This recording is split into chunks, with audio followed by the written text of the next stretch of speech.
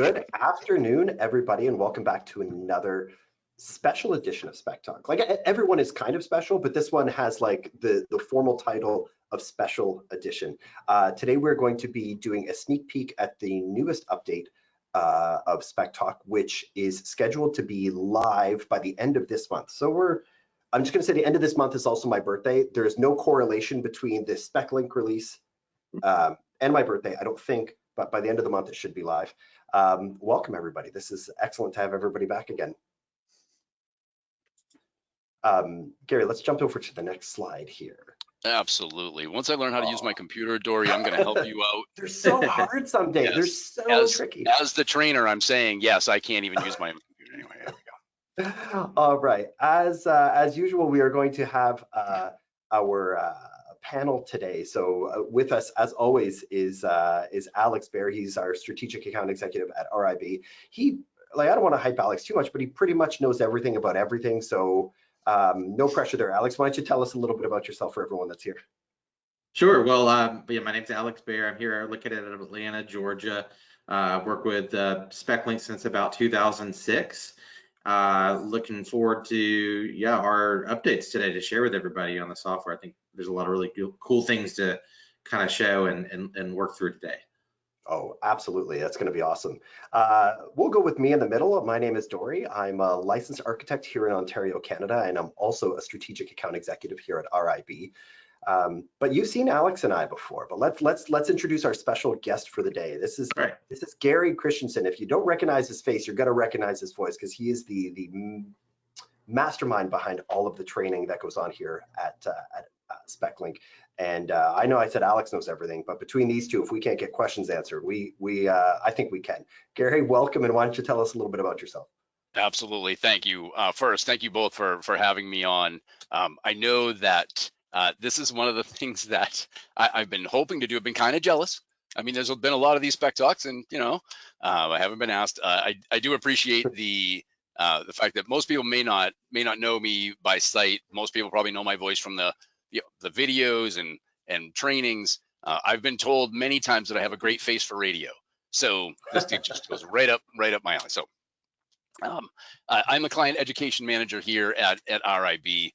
Incredibly grateful to be on the session today. We are recording the session for sure. Definitely recording the session, and it'll be available after, so no worries about that. Please ask the questions. I can't even ask enough. Please ask the questions. Every question gets answered, so it's something we're pretty adamant about. We won't have time to answer every question during the live presentation, but we've got people that will go through and with us and make sure that questions get answered by the people that need to see them. There may be questions that come up that we need to talk to support about. Maybe we want to get development's perspective on it, that type of thing. So absolutely. If Dory and I do a little extra bantering back and forth, this is kind of what we were made for. And we just realized that Dory and I are both Alex's fault.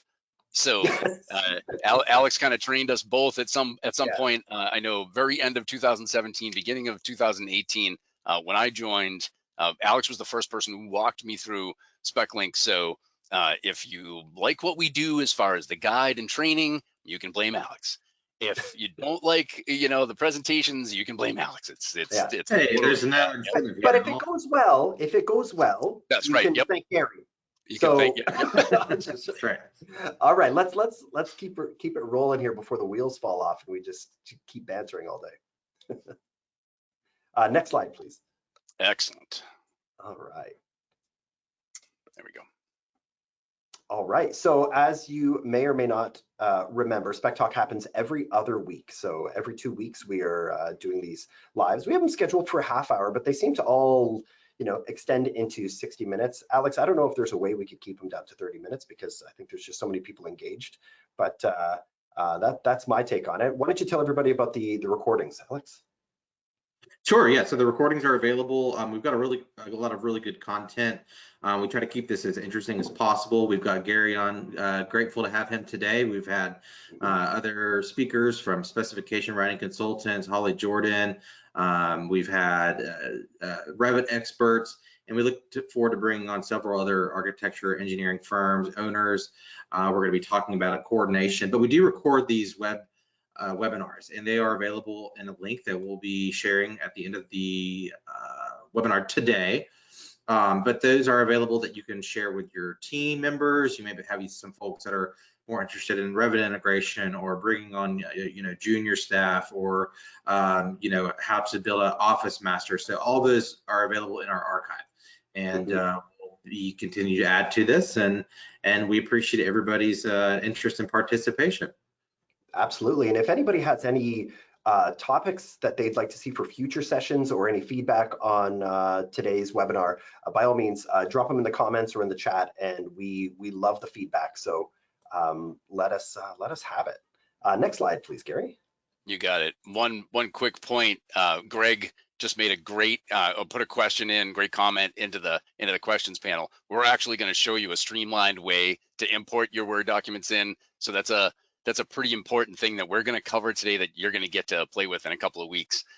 You can bring your own content in right now. We call it BYOC, bring your own content. It's one of the most important things that we can talk about.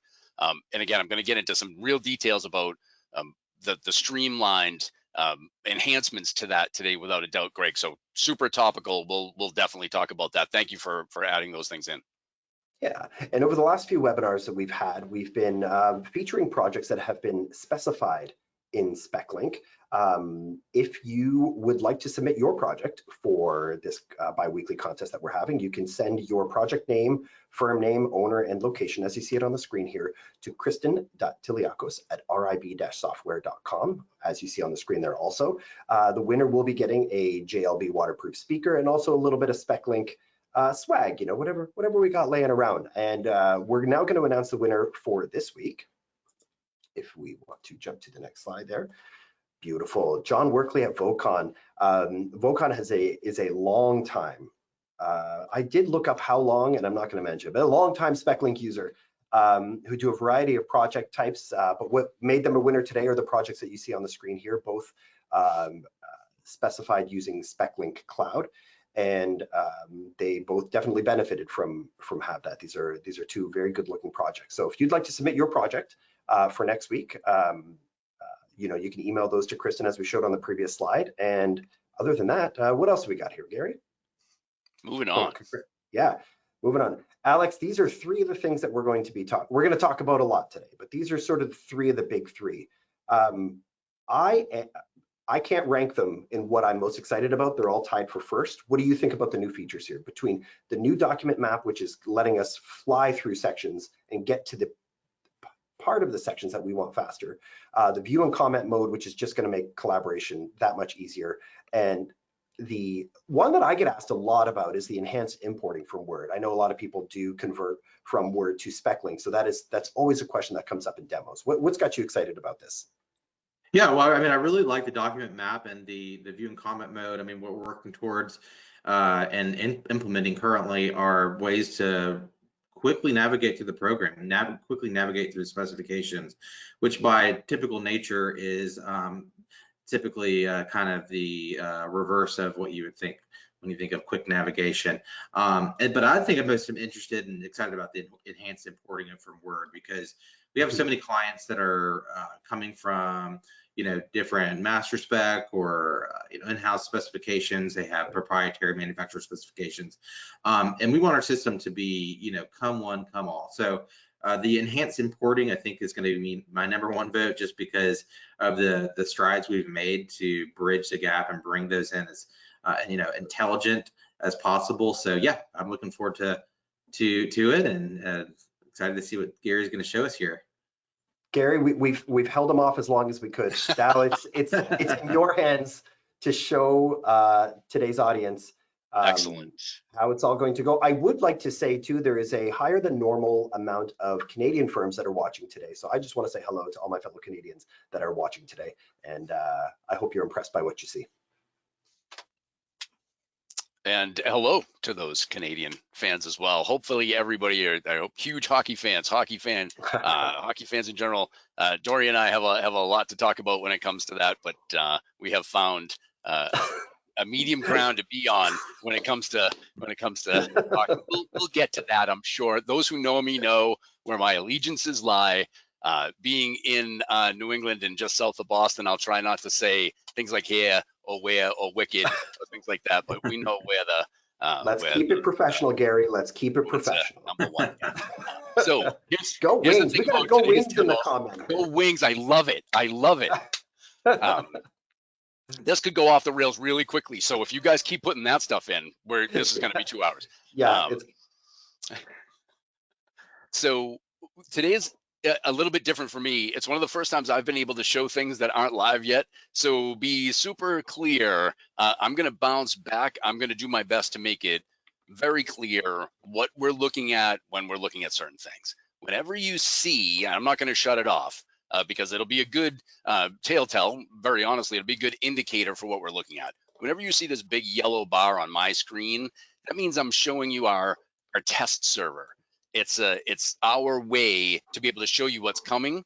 This is kind of the final stop before it becomes production. So I can't thank our development team enough for making this available, and I've been testing this all morning. So with every possible way of knocking on wood and way of making this happen without any issues, things do take a tiny bit longer because it is a test site. So there are some things that I've already kind of prepared and been ready for. So the first thing, we'll get to the document map, we'll get to some of these things that we're, that we mentioned at the beginning, but as a trainer and as somebody really responsible for the client education, I do everything in a very linear mode.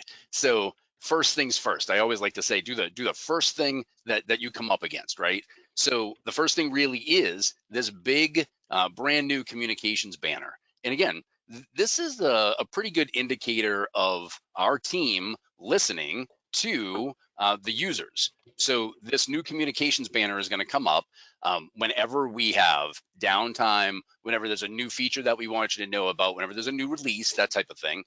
In this case, when the new version is available, scheduled for the 28th, I believe is the Saturday that we have that scheduled for, you'll see this big yellow bar come across and you'll be able to click here for details.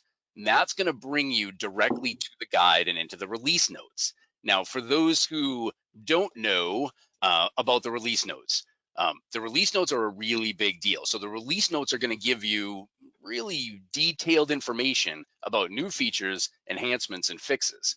And we release probably once a quarter, genuinely about once a quarter. I can't speak highly enough about both our support teams and our development teams. It's a great way to work. Our support team in particular, I have to tell you, I've never worked with a support team like Tammy's team. So a shout out to them. And as far as the releases go, there's a product owner now that's taking the reins on SpecLink Cloud. His name is Matt Phillips, and he also taught me a lot of what I know. And he spent a lot of time in support. So it's not just somebody's kind of plugged in. These people know SpecLink and have been with SpecLink for a really long time. So I think to me, it creates a level of consistency that actually you should be used to by now, and you should expect from us, very honestly. So again, located at the top of the window, it'll give you the downtime, provides alerts, and that type of thing. So I mentioned that the click here for details will bring you to the guide, right? Bring you into the release notes, that type of thing. So if you know about the release notes, you know about the guide. It is something I've got to show. I show it in basically every presentation I do. If you're on SpecLink Cloud and you come up to the upper right corner and click on this question mark, another tab of your browser is going to open. And this is really the single source of truth for SpecLink. And to me, very honestly, this has been the way for a while now that people have learned how to use SpecLink. Okay, and there's a few different things I want to show you on here. First is the release notes. So you will see 2024.3 come up in a couple of weeks, and you'll see all of the videos, the knowledge base articles, 141 articles, 75 videos. Our quick start lessons are how people learn how to use SpecLink. Very simple step by step, so really important. One of the things we're going to do, this is something we had a conversation about just yesterday, is we're going to add in the SpecTalk the videos into the training and support. So you should be able to, unless we decide to go another route. Right now, you can go to scheduled online SpecLink Cloud training events, and you can register for live events that we do once a month. We do an hour-long essentials webinar, and we do a 3-hour-long new user training. So my partner in crime, Alex Fulton, is actually on the presentation right now. He's in the background. He's going to be typing some stuff in as we go back and forth to show you the collaborative workflows in just a few minutes. So he's kind of hanging tight, waiting to do his stuff. But Alex runs most of these, and there are on-demand versions. So if you say to yourself, look, we don't have the ability to schedule an hour at 1 o'clock Eastern on a Tuesday, we want to do that as a lunch and learn on Thursday at noontime, run the webinar. Just present the webinar to everybody, the recorded version. You'll be getting a recording of a live event.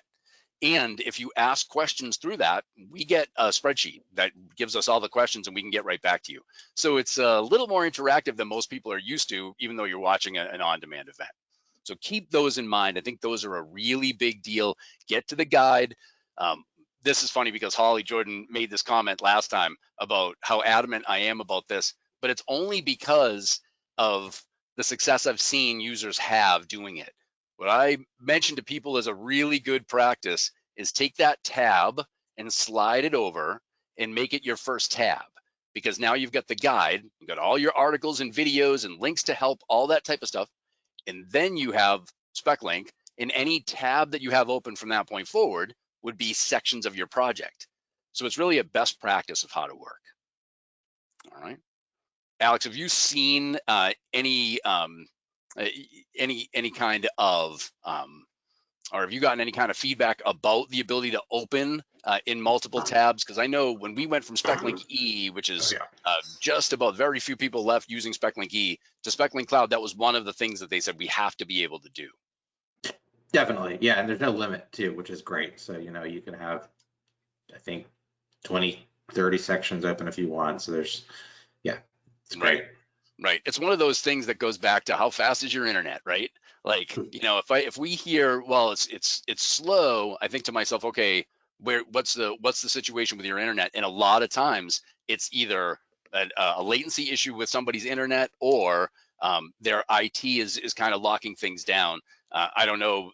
Everybody seems to be working from home these days, or most people I know I work with are working from home. I'm on a residential Xfinity network, and you know, again, I'll knock on wood, but it just seems to fly. So I don't have any slowness issues at all. So it's good to know that the system itself is doing what it needs to do. So the communications banner is going to be a really big deal. You can close that right up.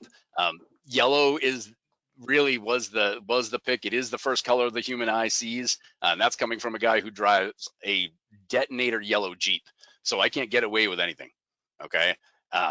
Here we'll move into a project, and inside a project in my Somerville Middle School project, you'll see that I have all of my sections, and I'm going to go open a section really quickly because what I want to show you is the project filters. This is the new project filters. It'll be right on the dashboard. Actually, I'll bounce back a step for you.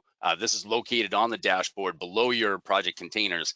And this is something that really does answer the, hey, I have 100 projects, or we have 500 projects that everybody can get to. If I go back to my projects dashboard, you're going to see the filters right here. So if I click on filter by, I actually have many of the things that you filled out in the summary info when you created the project. Okay, that's a pretty important thing. So project location, you know, maybe I only want to look at the projects that are in Lincoln, New Hampshire, you know, and maybe I only want to look at projects that have a huge square footage, that type of thing. And then I can apply, and it'll come back and tell me which projects those are. So I can refine those down very quickly. And that's a really great thing. So we've got project location, the project type, and again, these will refine themselves down to only the ones that are actually on the list. It's a good thing. All right, so we can do that, and we can look at, again, the budget, the project admin. So this is generally going to be the person who created the project, but in the summary info, you have the ability to change who that is, who that project admin is. That's a good thing to be able to do. All right, so at any time, if I want to, remember, if I choose any of these filters, I got to click apply. But when I want to clear all that out, I just click reset, and then it brings me back. All right, nice. From here, I will go into a project, and I can always close this up by clicking filter by. all right? And I'll go into a project and I'll actually open a section. Now, the way I always feel like is a best practice for opening sections, and you can do this however you want, if you open a section in this same tab, you'll have to come back to this by getting out of the section. So there's an easier way. It is interesting how often I do training and people don't know that you can do this. So I always make sure I show this. If I go to openings and into doors and frames, I can go into maybe, let's see, I'll do aluminum doors and frames, and I'll open this in a new tab. All right, so this isn't a really small section. This has a lot of paragraphs. So we'll give that a second to load again. Appreciate your patience. Again, we're on a test site for sure. And from here, if I'm looking at aluminum doors and frames, if I scroll all the way down, okay, now see, I've got this bar over here that we can grab and drag all the way down, which is great, but there are 440 paragraphs or sequences in this section. So that's a lot. I mean, I've seen some with 1,200, some with 1,500, that type of thing.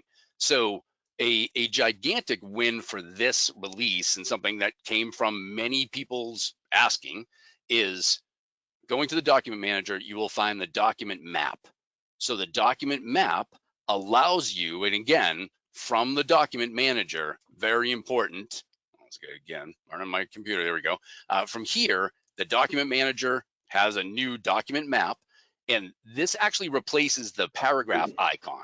All right, so I said I'd jump around a little bit, and what I'm going to do is go into a different browser very quickly. And this is the current SpecLink. And the current SpecLink has this P icon, this paragraph icon. And what you were able to do is go to the first, move to previous, move to next, last. So for everybody that I ever asked about this, do you use this? They say that's a great feature, but I always have to come back up there and click on this and come back up there and click on this, that type of thing. Okay, so that's not something that, as useful as this was for people, it didn't really do the trick. So the new document map, this is something we've shown a few people, and on one occasion when we showed one client, one rather large client, this tool, there was actual applause. I don't hear that very often for a new feature like this, but it was actually pretty great to hear the applause underneath. There was like kind of a big deep breath that this is finally here. So here, if I am sitting at the very beginning of a section like aluminum doors and windows, and I come over to the document map and just click on part 2 products, it's going to make that the top paragraph of my section. I love that. That is that is the time saver. Yeah, hey, Gary, I got to jump in. Do you mind if I jump in real quick? Right ahead. With a question that's coming in. Amy asked a question about the filters, and before we get too far from the filters that you were talking about, the question is: are the project filters on the project dashboard sticky? I.e., will they remain on the last setting when you log off and log back in? Oh no. So that's a good question, and that's something for our dev team to look at. Maybe there could be an option that kind of mirrors what we'll show you a little bit later about the settings for import from Word, but maybe there could be a little slidey bar that says, hey, save my settings, that type of thing. Right now, this initial version of the filters don't have a hey, save my settings type of thing. Okay, thank you. Yep. Sure. Excellent. All right, so a couple more things about the document map, things that I think are very, very important. If I'm looking at part 2 products, now this is going to give me all level 1 and level 2 paragraphs. So level 1s are always going to be your part 1 general, part 2 products, part 3 execution, end of section. So it'll give you those, but then it will also give you all of your level 2 or your articles. So if I was like, wait a second, I got to check my submittals, and I'm in the middle of, part 2, I can come right over here and click on submittals, and it'll pop back. Okay, so that's a big deal. It'll make submittals the top one. All right, and when we talk about the move to previous and move to next, really depends on where you are in the section and what makes the most sense to you. If I put my cursor in now at submittals, and I use this move to next, and note the keyboard shortcuts, and those have all been updated inside the articles in the guide as well. When I click move to next, it'll bring me and put my cursor right down in front of the next level or the next paragraph of the same level. So I went from level 2 submittals to level 2 quality assurance. Okay, so if I look down at a place where I'm looking at a level 3 paragraph, flush aluminum doors, And what I can do, sorry about this, I can make that a little bit bigger for you. There we go. Correct. So from there, if I'm looking at flush aluminum doors, if I move to next, it'll come down to this paragraph 98. So I'll click move to next and it brings you down. So if you're in a situation where you have a ton of level 4s or a ton of level 5 paragraphs, it doesn't happen too often, but it does. You can actually bring it both down. Okay. Great question. Things we can test and see if we can break. Does the map work in both active and normal view?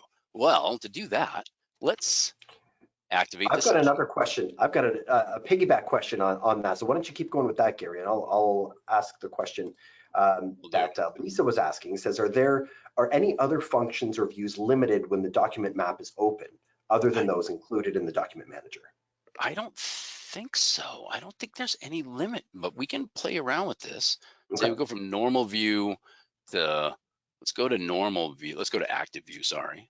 All right. Oh, and see how that updates automatically? Wow. That wasn't a plant question, I promise. Brad, I'll send you the check over. But that works perfectly. Look at that. So it brings me right to where I want to be.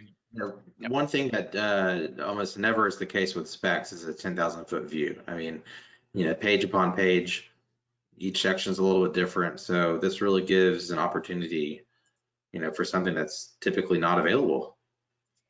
Yep. And now we go from outline view to short form view, and you can see the document map is just playing along, paying attention, doing what it's told type of thing. So the answer is yes, that document map adjusts to the view that's on your screen. Absolutely. Yep. Fantastic.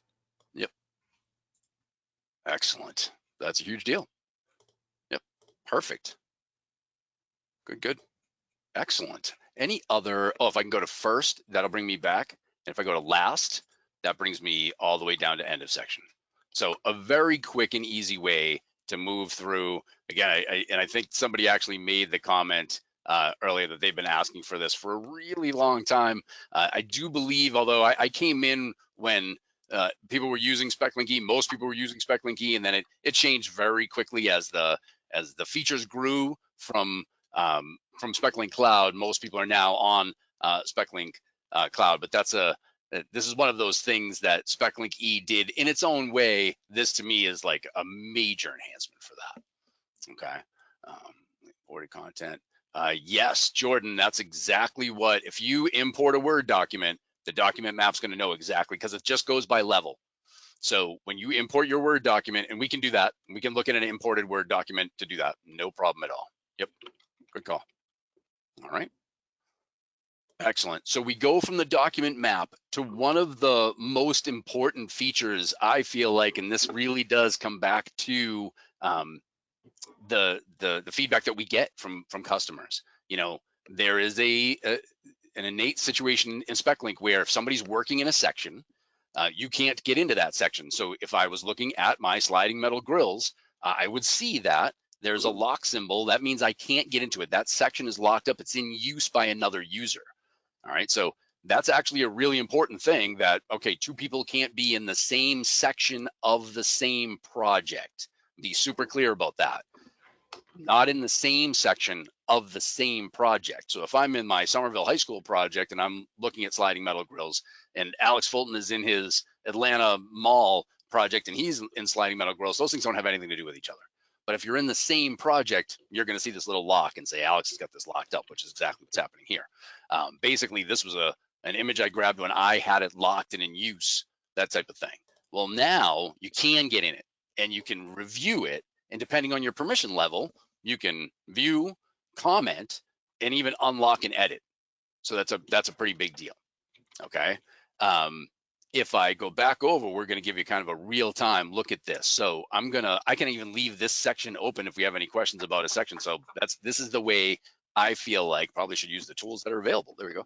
I feel like this is a great way to show people kind of the best practice. So if I come back to my sections list, which is what's so great about having multiple tabs open, is I can do that. I can have multiple tabs of sections.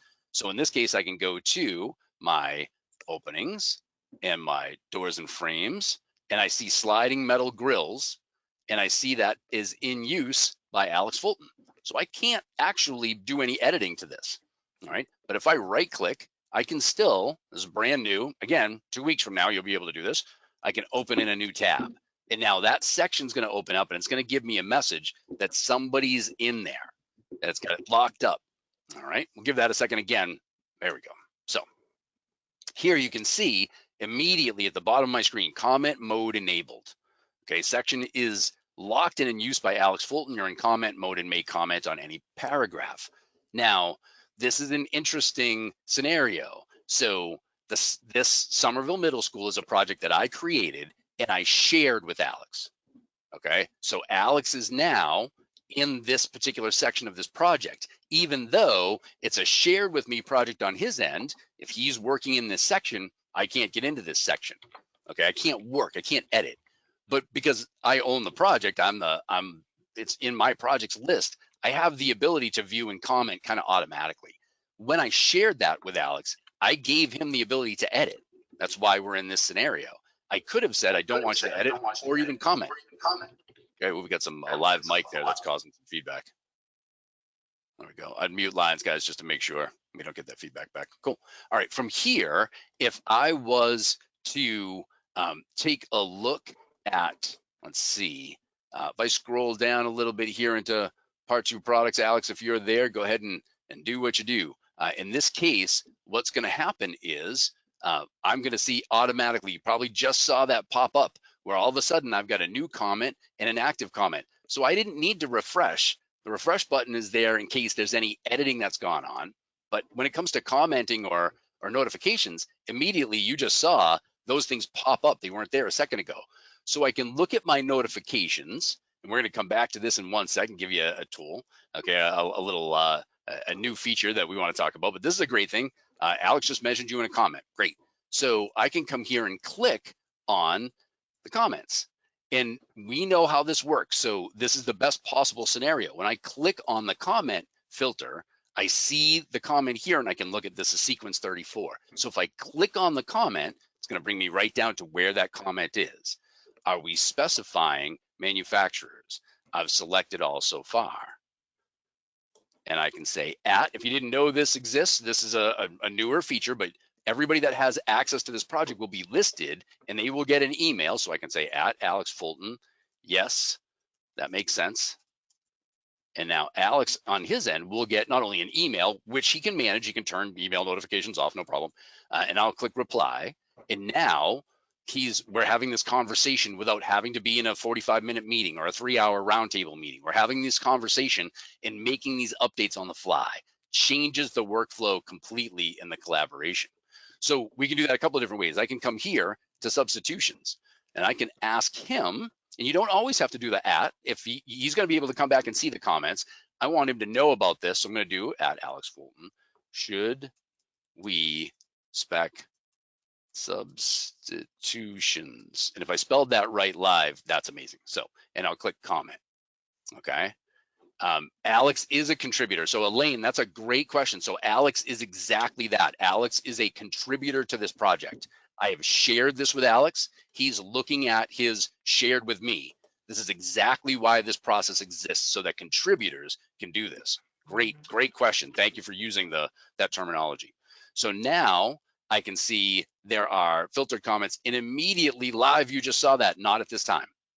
So we're having these conversations like we were chatting through Teams or something, but right through SpecLink, the collaborative workflow changes drastically. Okay, so a couple other things to point out about this. One thing that I will come back to just as a quick reminder, but I'll show it to you now because it's on the slide. The notifications have been updated. There's a little bit of an enhancement here because I can show only the unread ones, and I can mark all as read. Those are two brand new features. I can come here and mark them as read individually, which is great. This one is marked as unread, all right? But I can mark all as read. I can show only the unread. I can refresh these. That's a brand new and a feature people have been asking for is how do I just see what I need to see? And that's how you can do that pretty quickly. Excellent. So Gary, we got 3 questions in a row, all about the comment thing. So why don't we take another quick look at those just to make sure there seems to be a lot of interest around the real-time nature of the collaborating. So Frank has asked, if a section is opened by another for comment, can both users see the updates happening in real time? Yep, we just saw that. Yep.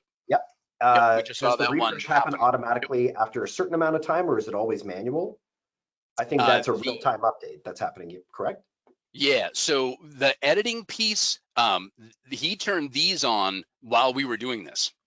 I think the refresh is really for if there's a bit of latency or what have you on your end. If you're seeing something that doesn't match the comments, you can click that refresh. But you can do that at any time just to make sure you're looking at the most updated versions of everything with those edits. Great questions. Excellent. There's another one from Stacy that says, "Are comments saved? Can you come back to comments at a later date?" Oh yeah, these don't go away anywhere. In fact, again, a feature that's been around for just a little while, kind of, last release, really big deal. You have the ability to set priorities and statuses for drafts. Okay. They don't go away until you delete them. And actually, I wouldn't do. I don't think that's a great workflow at all. I would resolve them. But the other beauty about comments that people should know, if you don't know this, is the person that's got the active editing rights can create a comments report. And that comments report is a simple spreadsheet, but it gives you everything, every status, every filter, when it was made, what the comment was, what the statement was, that type of thing. Go ahead. And they're not gigantic files, right? So to keep some of these simple word text-based things, it's not multiplying the size of your file type, so it's not a storage issue either. Right. Exactly. All right. Yep. I just accidentally minimized my questions here. There's some great ones that are coming in. And so are comments only seen when you're in the same section with someone else? Nope. You can see the comments. If no one else is in the section, you can see those comments. That's not part. It's a great collaborative workflow tool, but it doesn't mean that you have to be online with somebody else. Okay. Once a comment is resolved is the only way to run a report. Nope. You can actually unresolve it, or you can view it from here. If you change the view to resolved, you can actually view those that are resolved. Another great question. Jumping back up, Christopher had a question. He says, "What is the draft as shown in the top of the Convo window?" That, I think, is just a draft status of a comment. So if you're not ready to submit it yet, you can prepare your comment. Right. Yep. And send that off. Excellent. Yep. Is the refresh button new as well? Absolutely. Yep. And this refresh button is only going to be on like my end right now, where comment mode is enabled. So I'm basically in read-only mode. I can't make any real changes to the content. I can refresh this. Alex isn't seeing a refresh mode right now. And can you print a PDF that shows the comments in line with the spec? That's a good question. That's a good question. I think that's a good one to point towards our development team for their review. I would never say, oh, that's on our roadmap or what have you. I know we've heard that before. There is a major difference between notes, which I'm going to talk about in just a second, and comments. So comments are really for these questions and conversations. Notes are those things that you can see in line or that you can print as part of the print menu. I wouldn't be surprised if down the road you actually see a situation where you've got print notes or export with comments, that type of thing. But that'll probably be a draft thing. But again, yep. All right. We are, it's about 12:39, so let's just keep an eye on the time to make sure that we get through all the features that we wanted to hit up today. So why don't you keep rolling, Gary, and I'll keep an eye on the questions here. Got it. The one last thing I wanted to show here is that, I can hide this message. So be aware, if you do hide the comment mode enabled, you're going to notice that it's the truncated toolbar. That's a good thing to know, that is something that will tell you that you're in comment mode, but you'll see unlock and edit if you have the rights to do that. If you have the role permission, I'm a system manager on this particular account. This is my project anyway. I can unlock and edit. And basically what you get is a message that says, hey, Alex Fulton is working in this. If you decide to unlock it, he won't have access to it. This is a really great tool because we've run into scenarios where somebody says, we've got a deadline on this and somebody's out of the office, somebody's traveling, somebody's at lunch or what have you, and somebody needs to get in to make a change. I can unlock and edit, and now I have full editing rights over this section. Okay, so kind of looked at all possible scenarios of that one. So that's a really big deal. Okay, moving on to the enhancements. And I'll pick on Tammy a little bit, our director of support. probably the best scenario I've been able to work with. But she says this import section from Word is a new feature. I think some of us are sold on it being like an enhancement to the existing feature. We'll let you guys decide. The one thing I've learned a long time ago is that Tammy's usually right. We'll probably just stick with that one. Yeah. So real quick, we did notifications, read and unread indicators in the filter. I do want to talk about again the fact that all SpecLink Cloud subscribers can now edit a shared with me project. We'll get into a little more detail about that. And then we've got some visual things that we want to talk about. So many of these things are pretty quick. What is not quick is this new streamlined update, this enhancement to the import from Word. So I'm going to move along with this. Interrupt me, guys, if you need to, it will. This is something I kind of have to do to show. For those that are used to the current version of SpecLink, when you click on new from the projects, from the sections list of a project, when you click new, you have the ability to import from Word a specification section. And immediately it sends you into finding the section. Okay, so if I was to do that, I can find a test section here, I'm sure. If not, I know right where to go. I go there and I go there and I go there. And what comes up is, okay, I know what the section ID is and I know where to put it, but this is it. These are all the tools I get. Okay, so look for coded fields is kind of the win here. So coded fields allowed you to say, hey, if I have it set up in my Word document to note what are project notes, what are choice fields, what are global terms, what are units of measure, and now what are reference standards. So there's a whole new feature to that. This gives you a whole new streamlined version of that. So the first thing I want to do is bounce back into my sections list of the project that I was on. So again, I can leave these sections open if I want to and go back to my sections list. And then what I really want to do is open up the Word document that I'm going to bring in. So this is a Word document that has what we call coded fields, and you're probably going to recognize these. So the asterisks allow for, hey, below this is a note that I want to go to the paragraph below that. So part 1 general is going to have a note that says this section should only be used for traffic control. Okay, and then you've got things like choice fields, n square brackets, the tildes and things like that give you different versions. Ands, ors, fills in the blanks, fill in the blanks, things like that are all going to be included in these. Units of measure,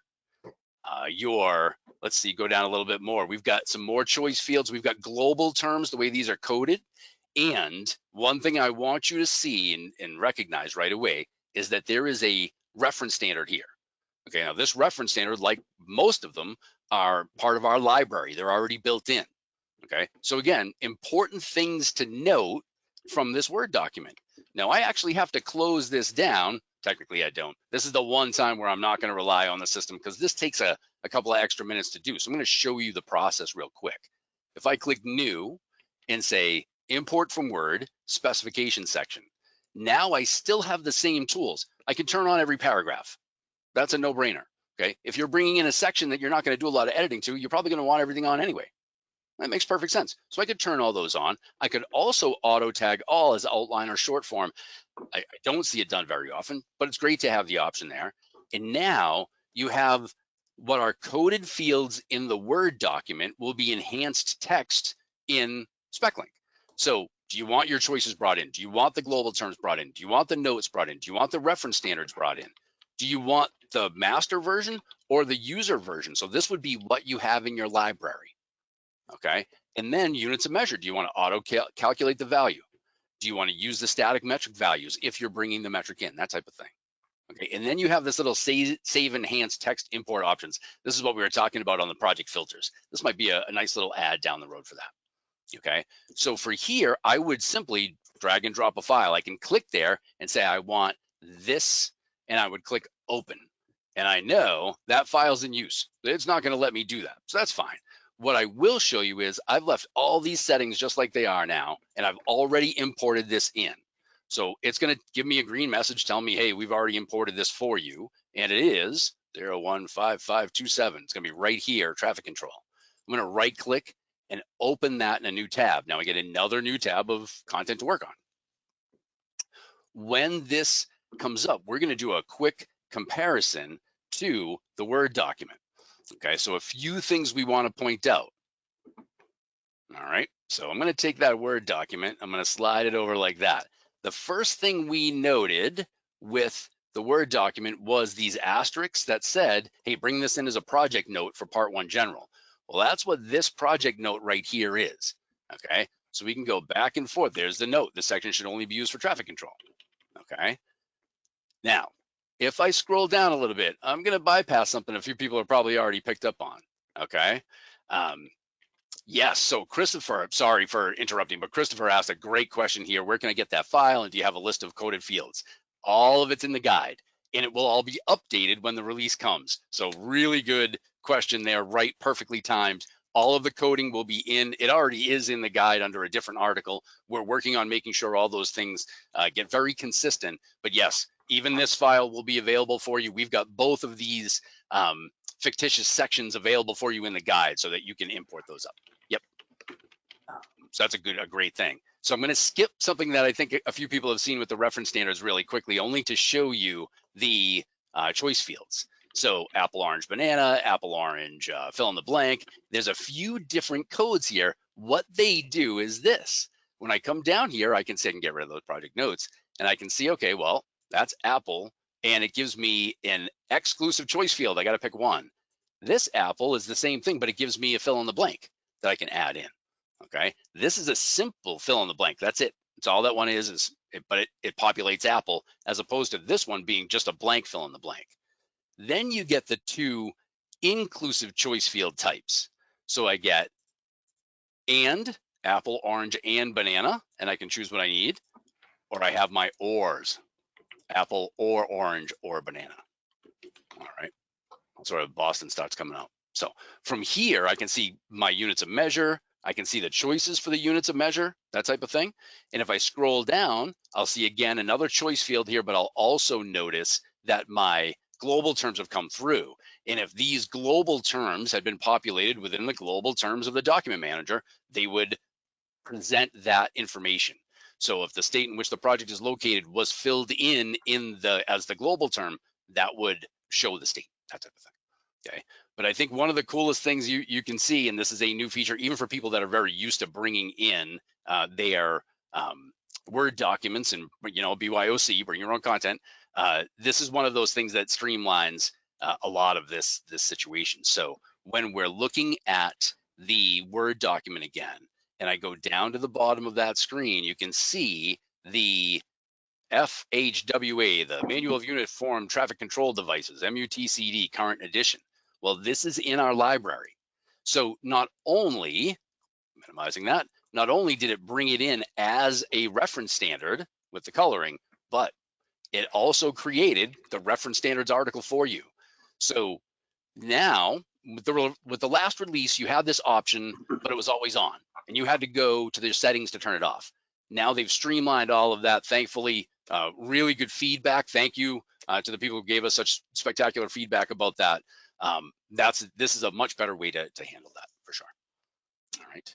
So very important way to look at that and all of those things that come with the uploads, the Word document, the enhancement to bringing those Word documents. And I think I remembered everything, but I'm sure after I'm going to go, oh, I needed to say that.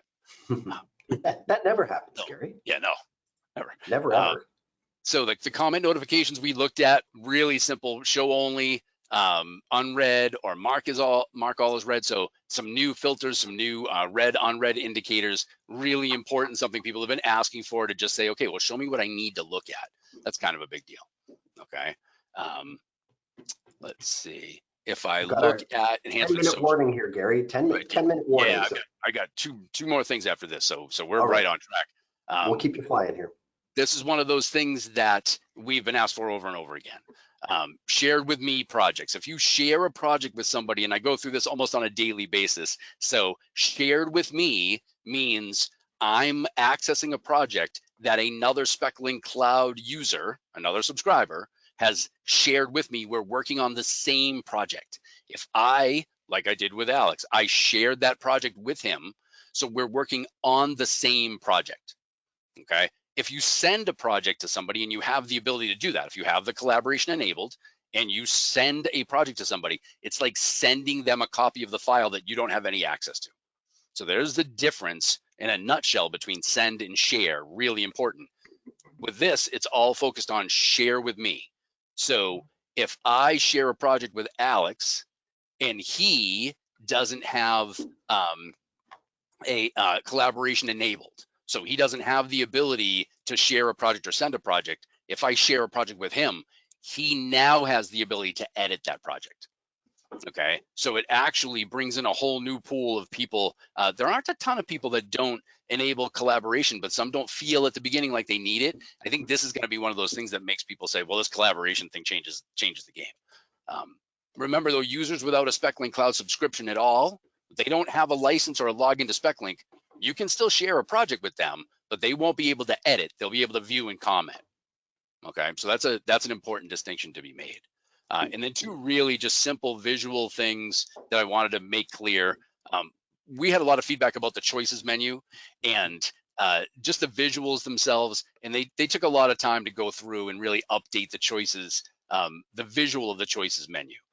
Something that we're working very hard on. We have a great new designer, UX designer in a young woman named Deb Cho, but she's really kind of spearheading these things where to get the system much clearer and easier to read for everybody. So that's a really big deal to look at these choice fields and say, okay, now I understand what we can do. I mean, even just these little red X's, they weren't there. It was very difficult to figure out what you could do, that type of thing. So that, and we've updated a couple of the labels. Last thing really, we've updated a couple of the labels on the print menu. So when you go to your scope of report for documents, document drafts are always section only, but documents could be the whole project or an entire division. Up till now, we have that labeled as branch, very confusing. So it's a division. We're gonna print all of Division 8. We're gonna print all of Division 26, that type of thing. And then the last thing that I want to bring up, and I'll turn it back over. I apologize. This is kind of me. I told these guys I'm a train on the track, so interrupt me when you need to. We're out of your way, Gary. That's you're on. No, don't. That's the point. Interrupt when you need to. The guide we showed you. It's really, that's the place to go. You want to know how to create that custom reference standard. Want to know how to edit that choice field. Of course, those things are going to be based on your role permissions, but this is how you can learn how to do them. Again, more than half of the articles have videos to walk you through the steps. We're doing our best to keep up with those things. We do, again, those monthly webinars that are, we say normally the second Tuesday and Wednesday. We try to move those when we can, when it makes the most sense. And then we keep them on demand. So it's normally within the last few months, we have that recording set up as the on-demand option. Always go to the guide for the registration links for that. I say that a little bit like a school teacher, but really always go to the guide, because if you're getting emails from people with the links, those links need to change at the end of the year for the on-demand version. So just be very aware that always go to the guide for the links on that. And I'll give you one quick new thing that nobody actually knows about yet. Starting in October, we are going to run a limited capacity SpecLink Cloud Foundations class. It's going to be a live 8-hour day, 10 a.m. to 6 p.m. Eastern time. I will be teaching classes October, November, December. If you're interested in that, please let us know. We did it with the internal team with one of Holly Jordan's people back in August, and they thought it really cleared up a ton of stuff for them. And that's the whole goal of that, is making sure people understand the database concept and the foundational things in SpecLink. Guys? Gary, do you know how hard that is to follow up? Greg, the class is called SpecLink Cloud Foundations. And if you're looking for information, we'll automatically get it out to you, Greg. Yep. Awesome. Haley's got a quick question up here too. I think I know the answer to this, Gary, but I'd love you to clarify for me. The question is, do you have to have a SpecLink account to access the guide? Currently, yes. Okay. Currently, yes. Yep. Greg's going to get his email there. We've got some questions about where we can import reference standards to. Paul's asking when we import from Word, if we can point it to go in maybe multiple sections, or have that reference be imported into a different section, if I'm understanding that correct. Hybrids when a train switches in the time flow was SpecLink was historically part 2 to part 3, part 1. Yes. So Christopher, your linking is absolutely right. Apologize about that. It's still part 2, part 3 to part 1. You can do it however you want. Clearly, the system lets you do that. As far as the reference standards go, when you import a Word document that has reference standards, I'm going to bounce back to that screen real quick. It's going to put reference standards directly under part 1 general.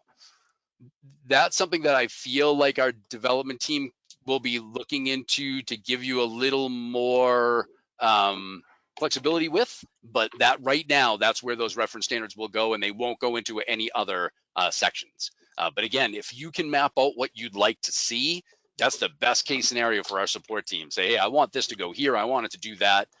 It won't make lunch for you, but man, if it could make coffee for me, that would be great. I know everybody's thinking he doesn't need any coffee, you know. It just sounded like you said you have coffee for lunch. Pardon me, no wants comment. to believe that. No comment. No comment.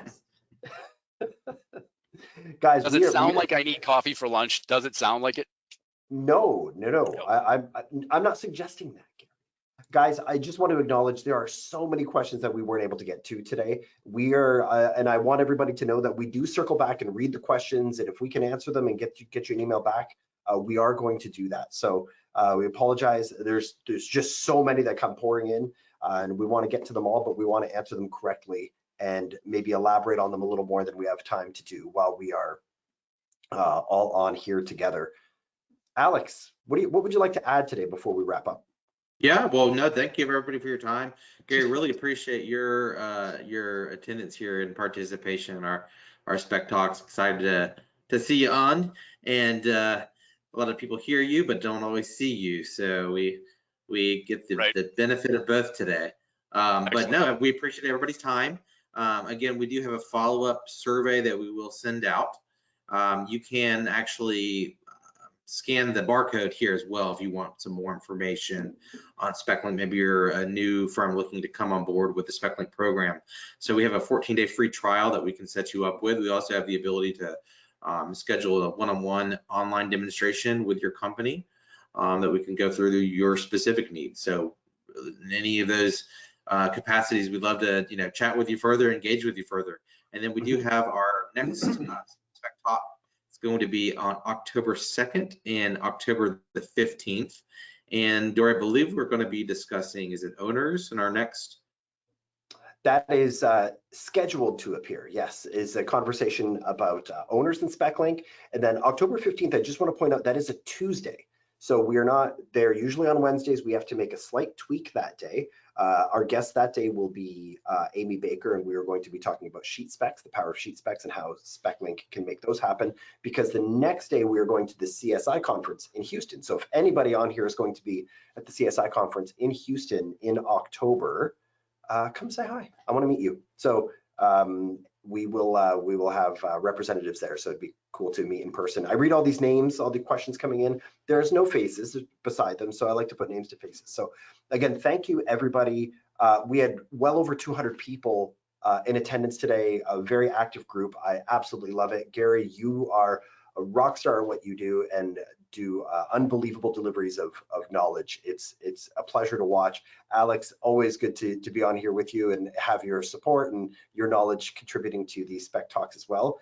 That's going to wrap us up for today. So thank you again to everybody, and we will see you October 2nd. Keep an eye out on your inbox because you're going to get an email with a link to all the previous recordings as well as this one. And I think we're all going to see each other on October 2nd. So I'll look forward to it. Thanks, everybody. Thank you. Thank you.